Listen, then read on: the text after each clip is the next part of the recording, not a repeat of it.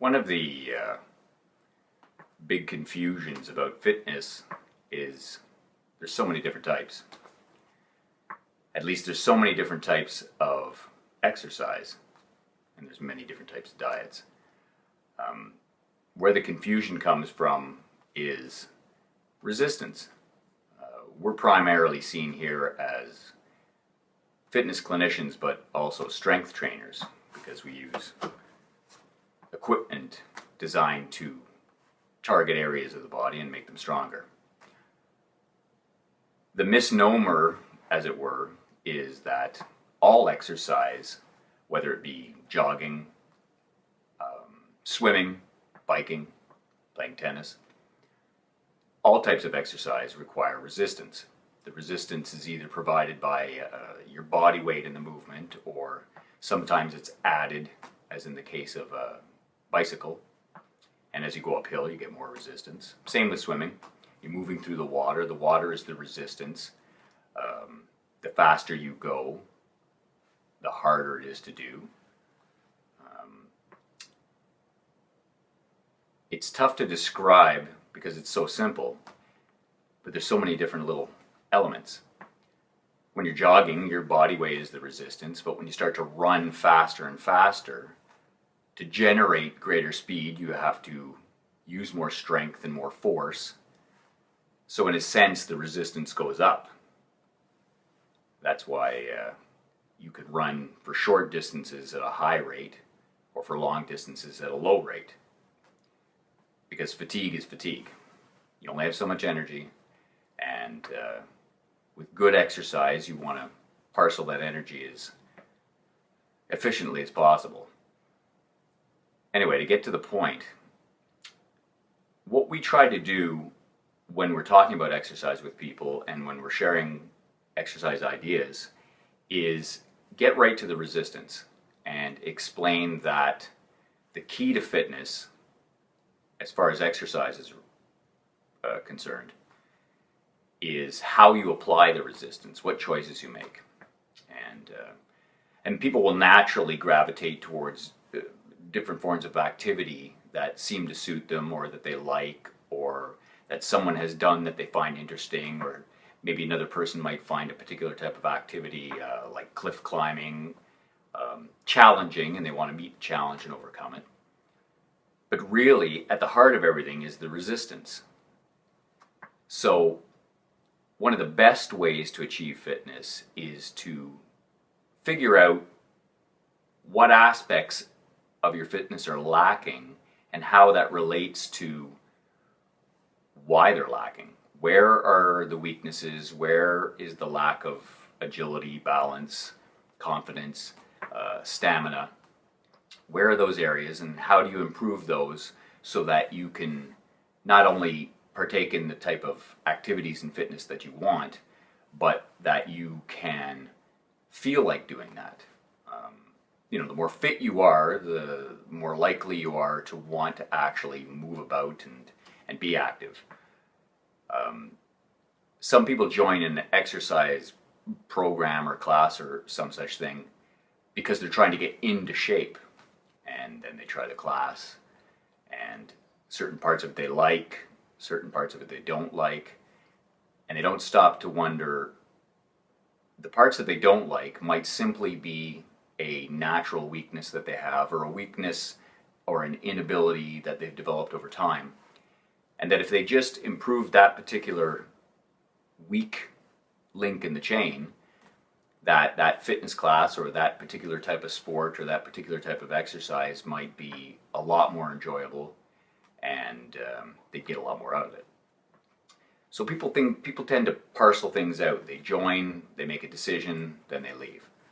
And the population ends up sort of divided into people that like exercise and people that don't. Or people that used to like exercise but have 1,000,001 reasons not to do it anymore.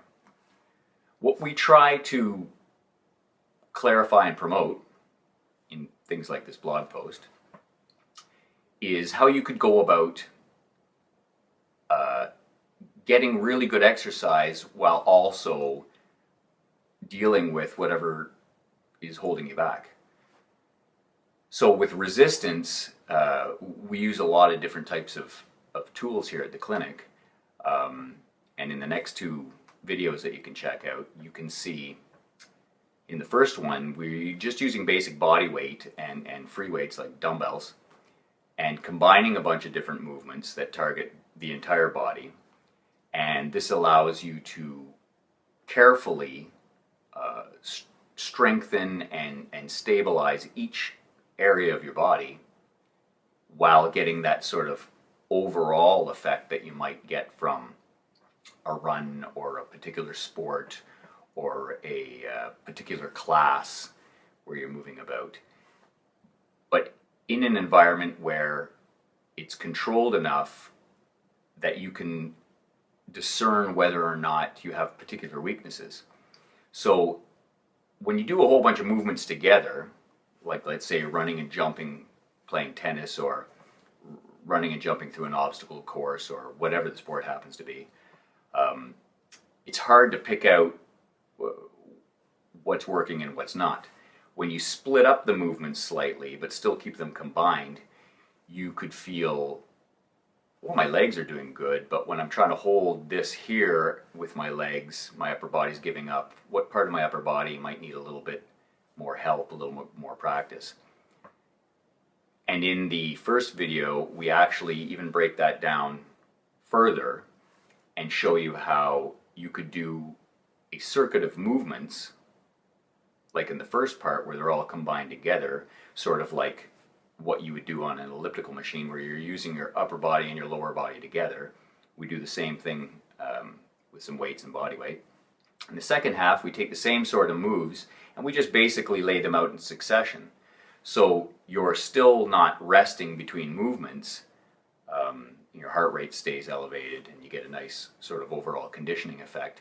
But you're further breaking down each movement so that it becomes more obvious to you just how much resistance you should use for each movement, and where your pros and cons might lie. And again, that all comes down to just getting to know what improvements you need, because you know, different body types and different strengths and weaknesses tend to make people gravitate towards different activities, and that's fine, and interests as well. You know, you might be interested in a particular style of exercise, but what seems to affect the general public and why the general public is lacking in fitness, and as the years go by, this lacking in fitness and this sedentary lifestyle is sort of growing and growing and growing. What seems to be happening there is people lose interest in the exercise program but don't realize it was just because of a few shortcomings that were holding them back from progressing in it. Or people don't try a lot of different types of exercise and keep up with a lot of variation because they don't have general fitness that can allow them to cross over into all these different things. So again, back to resistance. Doesn't matter how you create the resistance needs to exist, and it's there to not just strengthen your structures but also make demands on your system and build your conditioning. So strength and stamina sort of go hand in hand. You'll see in the second video, which is just a trailer of a fake trailer of what we do at the clinic here, you'll see more of the use of the actual clinical equipment, which are basically just exercise machines that allow for a lot of precision of measurement, and they're sort of a lot more efficient and easier to learn and easier to correct weaknesses and anomalies in the individual with. But what I'd like you to get out of the whole picture is that exercise is just working with resistance to build your health and your fitness. And like nutrition, like diets in general, if you've ever tried a few different types, you tend to fast find out that it's quite personal. And the best diet is the diet that you can stick to and that suits your body type and your genetics and your lifestyle. Because if you can't stick to it, it's not really going to have much of an effect. You might have some effects short term while you do it. Might change the way you look, but then when you stop, you just go back to the way you were and the way you used to look. To get really good effects from exercise and diet, you need to continue to do them long term. And they're individual. For an exercise program to benefit your fitness truly over the long term, it needs to be suitable to whatever your individual traits are. Some of those you were born with, and some of those happen over time as you age. So just have a peek at the videos, and then the third video, we'll just come back here and wrap it up.